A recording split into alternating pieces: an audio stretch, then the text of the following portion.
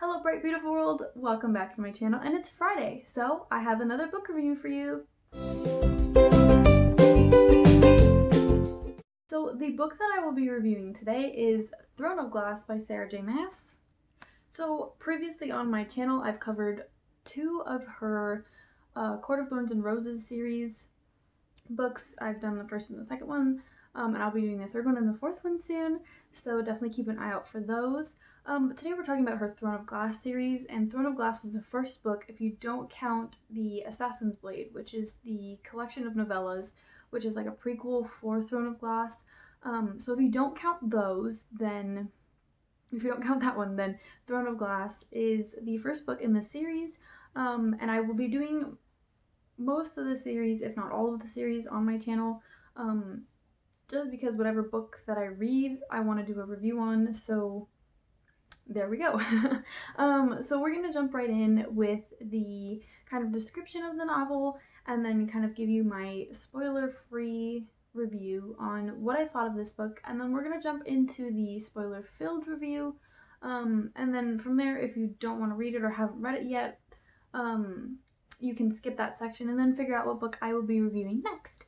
So the information that I want to give about Throne of Glass first is that it is a young adult fantasy novel. So it's young adult and its genre is fantasy, and it has 404 pages. So it doesn't look like much, and it's, you know, kind of small, so it's not too thick. And basically we're thrown into this world of magic, and it doesn't have magic because technically magic is outlawed, but we're thrown into this world where there's an assassin, and we follow the main character, which is this assassin, and she's brought up to the prince of this land, and he tells her that she can earn her freedom if she wins the king's champion competition, and she becomes a king's champion. Then after 4 years of being a service for the king's champion, she can have her complete freedom after she's been locked in this terrible, death camp for a whole year. And basically follow Selena, and she's this badass freaking crazy assassin woman that she's amazing. I love her. But basically we follow her entire story as she goes through this competition in this land, and kind of makes relationships and these connections with these people as she goes along, and you kind of just get to see this world and her story and this competition unfold as you read this novel. So I definitely want to get into the non-spoiler review, and kind of talk about what I liked about this novel, and also kind of compare it to some of the other Sarah J. Maas novels that I've read. But definitely what I want to get started with is the non-spoiler review. So definitely some of the things that I read in this novel kind of reminded me of A Court of Thorns and Roses, and I'm pretty sure that if you read the Throne of Glass series first, then it would remind you of Throne of Glass if you read the Court of Thorns and Roses afterwards. So I guess it depends on when you read these series. But definitely you feel like these worlds are very similar, or at least within the same region of the world. So they may not be in the same place, but they definitely feel connected in some sort of way. And I don't know if this has to do with the fact that it's Sarah J. Maas and it's the same author, or if it has to do with the fact that she's just a really good writer, and these two worlds could be connected in some way, we just don't know it yet. But what I definitely like is the fact that there's these elements that kind of give you that same feeling as the other stories. So you don't feel completely lost at all in the sense of that. And I thought that there was a great world building kind of going along with that I could see everything and kind of be put in this world with all these rules and all these situations, and not feel like I was stuck or lost anywhere. I could see everything clearly. The characters were really well written. There are a couple things that I will pinpoint in my spoiler-filled review that I thought needed a little bit more work in terms of the characters. But I didn't feel like there was nowhere where I couldn't see the characters, or couldn't see their intentions, or couldn't see what was happening. So definitely very clear on that. One of the kind of negative aspects that I found while reading was that I also had a hard time starting this one. It was very slow for me. I read this novel in about 2 days, but that's because I had to put it down a couple times in the very beginning. There was a lot that kind of felt slow-paced, and I get we're being thrown into a new world. I have a hard time writing beginnings also, and so I just felt like there was a little bit too much of a slow build up in the beginning. I didn't feel like I was completely connected and in the story until they made it to the castle, which is where the whole competition takes place. So I didn't feel completely attached until they reached the castle. And then from there, things just flowed very smoothly and kind of rapidly. So I didn't have a problem from that moment on. But I did have to mention that I put it down a couple times, and the beginning was a little bit slow for me. I don't know what it is, but I have a problem with those beginnings. So just something to mention for that. And then there are a couple things that I want to mention in my spoiler-filled review in terms of the characters and some of the plot points that go along with it. So that's kind of it for my non-spoiler filled review. Because of the fact that I just think it was a really great book. There wasn't much for me to kind of pinpoint in terms of like the negative or things to improve on. It's just kind of like these little like minute, like very picky details that I had. But definitely I had no problem reading this book. I thought it was very fun, less romantic than the A Court of Thorns and Roses series. At the moment, I don't know about the next couple novels, but definitely the first one, there's romance in it, but there's not nearly as much as there is in A Court of Thorns and Roses, and I kind of wanted a little bit more romance. Something that I'll talk about in my spoiler-filled review is the love triangle. That kind of is like, it's like a subtle love triangle, but it's there. And I wanted more. But that's just definitely something to think about if you're looking for the romance aspect. It's kind of there, but not nearly enough for my hopeless romantic heart. That's my opinion. So definitely if you're looking for that, kind of keep that in mind. But from here on, I want to move into the spoiler-filled review just because I felt like there was more that I could pinpoint and kind of talk about from there. So if you haven't read this book or are interested in reading this book or following along with this series, please skip to the time code that I will leave right here. And you can figure out what book I am reviewing next. If you're not following me on my Instagram, I post the first day of every month what books I will be doing for every Friday of the month. So if you want to know before the end of this video, go ahead and go to my Instagram and you'll figure it out there. But if you're just here to watch the video and want to skip to see what time or what book I will be reviewing next, skip to the time code that I left and I'll see you in the next video. So we're going to jump right into the spoiler-filled review, and I have my notes here. So if you see me looking off, I'm looking at my notes. And I had a lot to say in terms of the fact that it was, you know, a new series, and so it was just my ideas and my thoughts and my questions about this novel and kind of like going through into the future of reading the rest of the books in the series. So something that I wanted to talk about and that I've already mentioned is the fact that the beginning was a bit slow, that it wasn't until that they reached the castle that I felt kind of connected, and then from there it felt like it dragged on a little bit, but it was enough. It wasn't enough that I felt that I couldn't read it or, you know, had to stop and put it down. The pace was just slow and then kind of slowly evened out to the point where I felt like, okay, this is great pacing. And then another thing that I wanted to talk about was something that I just recently mentioned was the love triangle. I wasn't sure if the love triangle was purposeful, which I'm pretty sure it is, but I wasn't sure if it was executed correctly in the way that it worked for, like, in a way that it would have worked for me.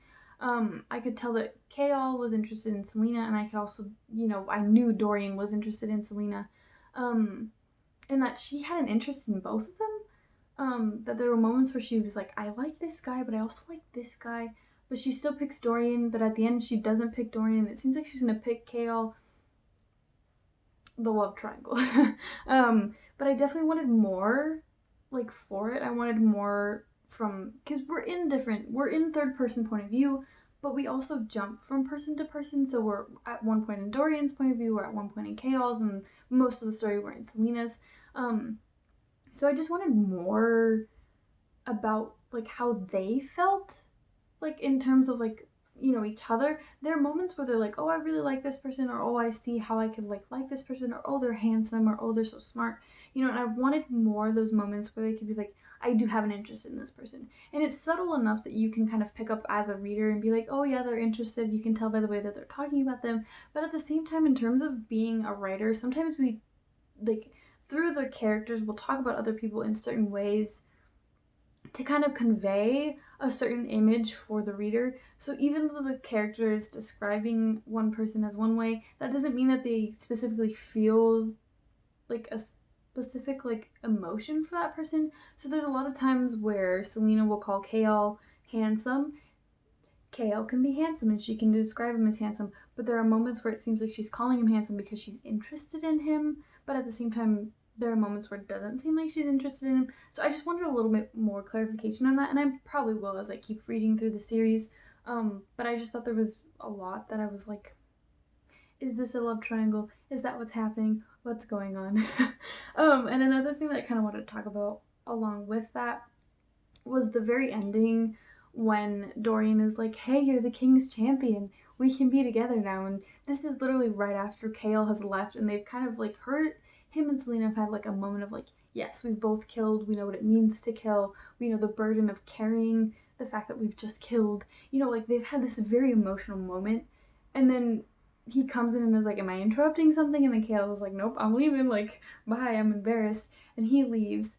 And then he tries to like, Dorian tries to like kiss Selena and she like backs away. And I was like, you like Kale now, don't you? Like, it was very much like I wanted to know, I wanted more of their thoughts, like their inner thoughts, to be like, yes, they are feeling this way because of this. And I get the speculation aspect and like liking the idea of having readers kind of decide on their own, like, oh, is this what's happening or is this not? But I'm also that one person who wants it plainly stated. Like, is this person interested? Like, should I be shipping this or should I be like, So it was just, I wanted more. I wanted more on that. Because I just felt like there was, like, there needed to be more with the love triangle if there was going to be one. And yes, there's like 5 or 6 other books in this series, so I'm sure we'll get one like more like a more prominent one. But I still kind of needed that clarification to kind of be like, yes, this is a love triangle. That is what I'm in right now. So that was definitely one of the like more major points that I had while reading and wanted to like know more about. So going along with that point of like the love triangle and whether it was there or not, I think one of the reasons why I felt so like iffy about it and like wasn't completely sure was because of the fact that I wanted more time with each character and with the characters in general. It's this weird thing where a character will join Selena in her room and they'll have like a conversation and we'll hear part of that conversation or we'll be told through exposition like how a conversation went and all of that. And I thought that was really well done, but at the same time I felt like they happened too quickly, like the events within the two, like within the pairs, you know, with the characters interacting, I felt like there wasn't enough. I thought that Selena and Nehemiah had enough time, which is the princess. I felt like they had enough like time together, like they had enough like screen time, if you will. They had enough screen time together, and you know their interactions were great. And I thought there was, you know, I didn't feel it like I wanted more, but I didn't feel I needed more. But in terms of those 3 characters, for some reason, Selena and Dorian and Kale, I wanted more time between them to kind of get a feel of like what it meant for each of them to be together. It felt like they were put in a situation where they could have like conversations and be together, and then as soon as like one little thing happened, then it was gone, like it was done, like the conversation was over, and I was like, hello. Like I wanted them to spend more time together to make those relationships feel believable, and they still felt believable despite the fact that I wanted more time between all of them. I just felt like they needed more time to kind of like simmer and like get to know each other, and I think part of the reason why this kind of happened was because of the fact that she splits it in a way that it'll be a scene in Selena's point of view and then it'll end like on a good point, it'll end, but then the next part down will be in one of the other guys' point of view, so like Dorian or Kale, and it'll be that same event but from their point of view and kind of like trying to carry on where they left off, but it just feels really short and kind of choppy. And so I thought that that wasn't a good way of kind of having them be together. I wanted them to be in one point of view and kind of have those like inner thoughts the same way that you would with a single main character. And so I wanted them to have those single thoughts on their own and kind of be able to see through those inner thoughts and not feel like I was losing anything or any time with these characters. And for some reason, I did feel a little bit like I was. So just kind of having them be together more and like having them have their time together was a little bit more important. I think, and so I just wanted a little bit more of that. Going along with this a little bit is one of my favorite characters was Nox and how much he was kind of prevalent in the story, especially as being an ally for Selena. Um, and I thought he was a great character, and I loved some of his moments in this, like most of his moments in the story.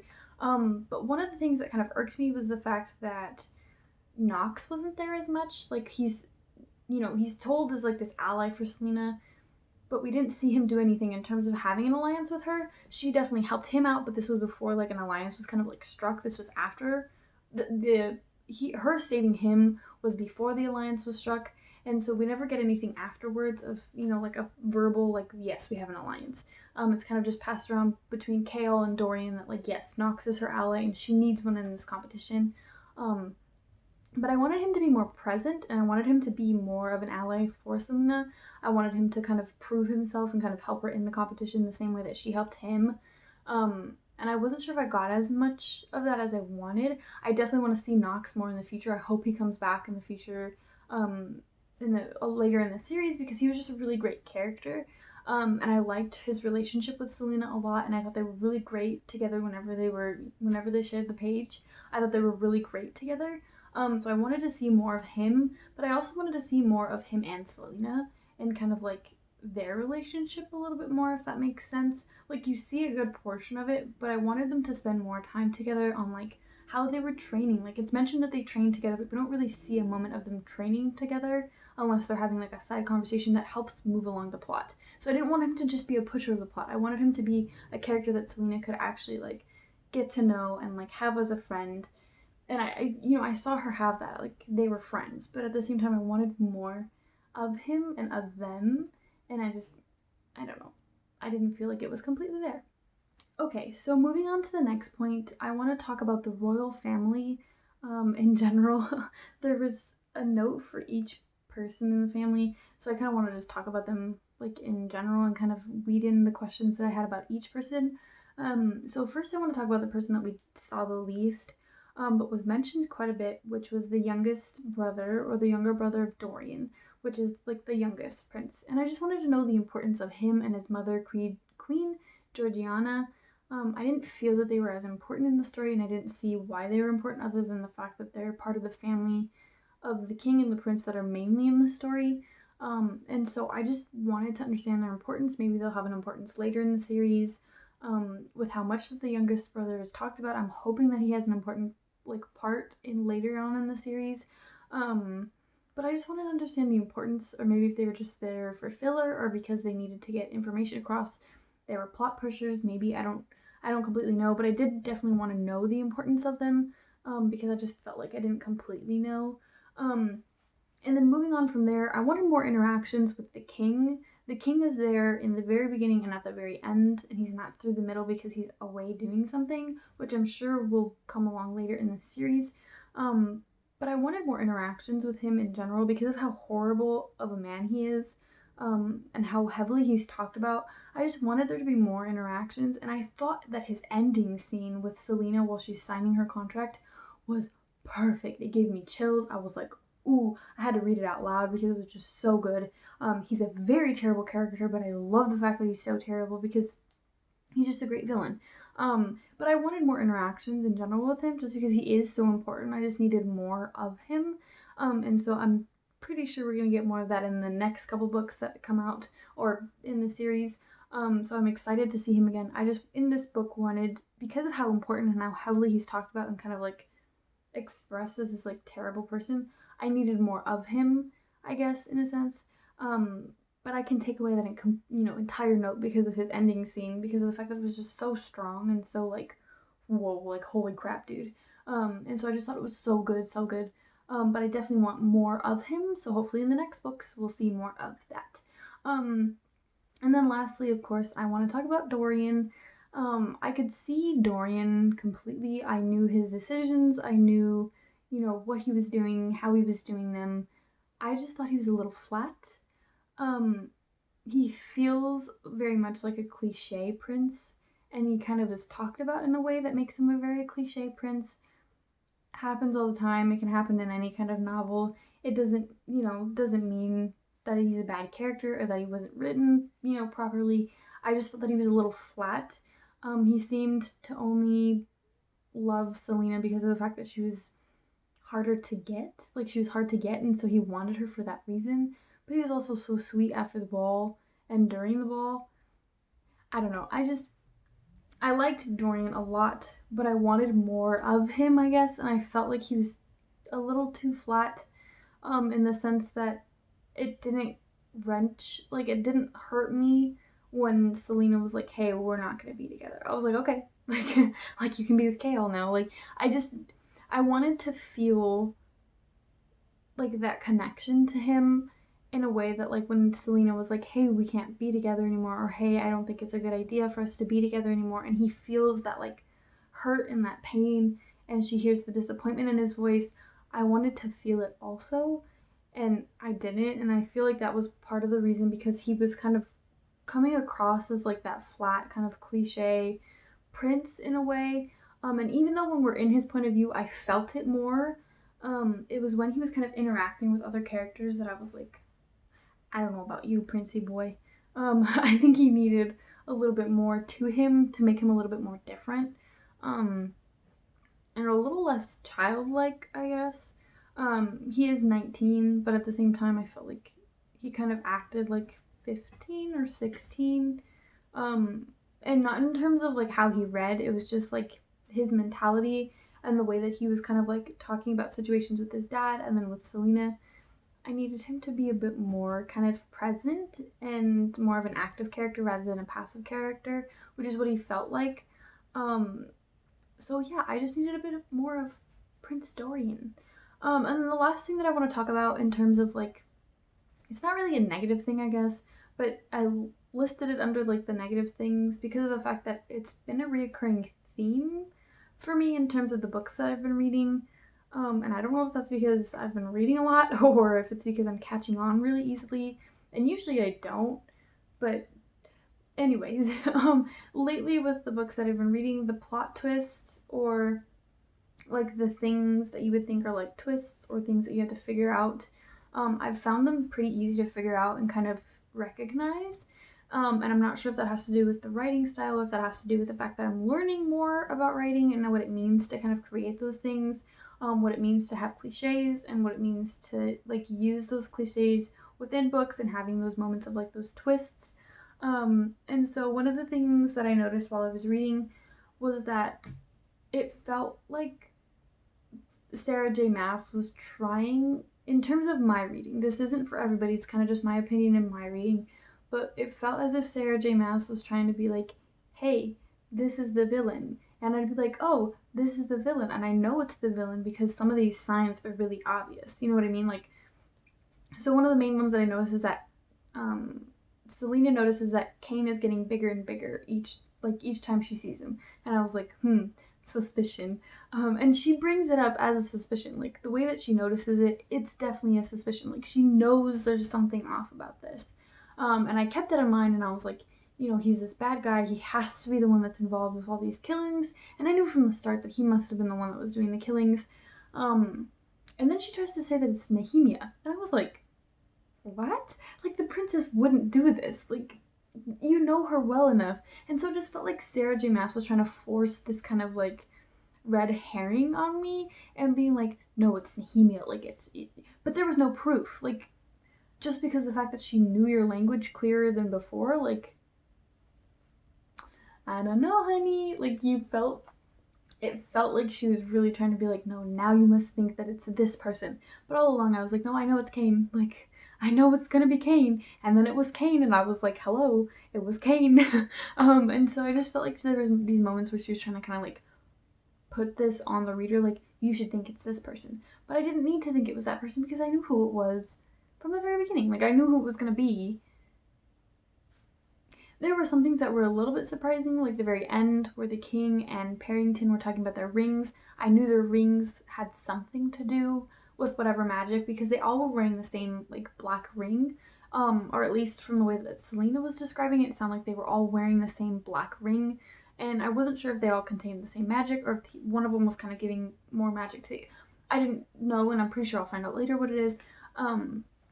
but I knew that the rings had something to do with the magic. What I didn't completely suspect, but I kind of suspected, so what I didn't completely know and kind of pieced together, but kind of suspected, was the fact that Caltaine was being kind of used by Parrington. I didn't see his betrayal at the end where he was like, "Oh, take her away." Very in his character, but I didn't see it coming. Because it did seem like he was really in love with her for a long time. But I'm glad that he wasn't, because Caltaine was a terrible person also. But I knew that her headaches had something to do with whatever was happening in the castle. And I thought that they were induced by Parrington because he would kind of like touch her ring whenever he was around her. So I thought it had something to do with that, but I wasn't completely sure. And so when it was revealed that he was indeed kind of using it to control her, I was like, yes, I got another one. But there weren't very many twists that I didn't see coming or kind of knew about. So that was kind of a negative aspect in terms of like my reading, just because it felt like, oh, I know what's happening already. Like there was no surprise or even suspense that kind of went along with it. I think the only thing that's kind of keeping me in terms of like suspense right now is the first queen of Andorlan. I don't know how to say it because I forgot to look at the pronunciation guide. Because hello, but Elena, the first queen. There's something about her, and I have my suspicions already on who I think she is and who she is to Selena. I think she might be like her great great great great grandmother or something like that. I don't know. I don't know, but I've got an idea. And I will say that because of the reviews that I've read and kind of the things, like the people that I follow on Instagram and kind of the things that I look at, I've also spoiled this series for myself.